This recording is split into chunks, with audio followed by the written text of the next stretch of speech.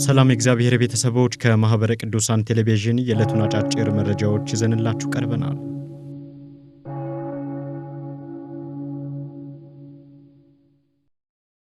ለቤተ ክርስቲያን ፈተናዎች መፍትሄ መሆንና ዘመኑን ዋጅቶ ማገልገል እንደሚገባ ተጠቆመ።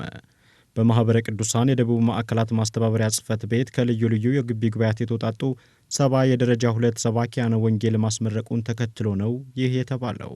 ስልጠናው የግቢ ጉባኤ ተማሪዎች ስብከተ ወንጌልን ለማስፋፋት በሚደረገው ጥረት ተልዕኮ ወስደው በግቢ ጉባኤ ውስጥና ከግቢ ጉባኤ አገልግሎት በኋላም በማስተማርና በጽሑፍ የሚተጉ አገልጋዮችን ለማፍራት ያለመ መሆኑ ተመላክቷል። ቤተ ክርስቲያንን በሚገባ ተረድታችሁ ልታገለግሉ ይገባል ያሉት የደብረ ኢየሱስ ቤተ ክርስቲያን አስተዳዳሪ መጋቤ ምስጢር ቀሲስ ኢሳያስ የቤተ ክርስቲያንን ሕይወት በተግባር መኖር ይጠበቅባችኋል ብለዋል።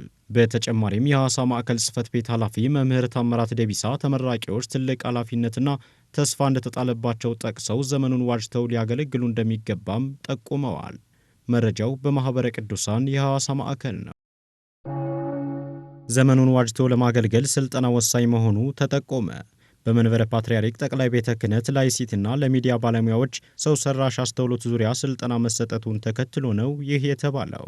በስልጠናው ብፁዓን አባቶች የተገኙ ሲሆን ቤተ ክርስቲያን ዘመኑ በፈጠረው ቴክኖሎጂ ተጠቃሚ እንድትሆን በየወቅቱ ዝግጅት ያስፈልጋል በማለት ስልጠናውን ለሰጡት አመስግነዋል።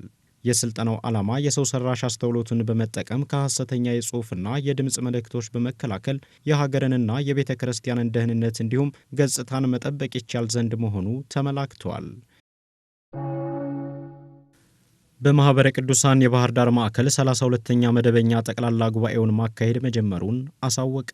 ጉባኤው ዛሬ ሐምሌ 24 ቀን 2018 ዓ.ም የጀመረ ሲሆን የማዕከሉና የ12ቱ ወረዳ ማዕከላት ስራ አስፈጻሚዎች የልምድ ልውውጥና ውይይት መርሃ ግብር አካሂደዋል።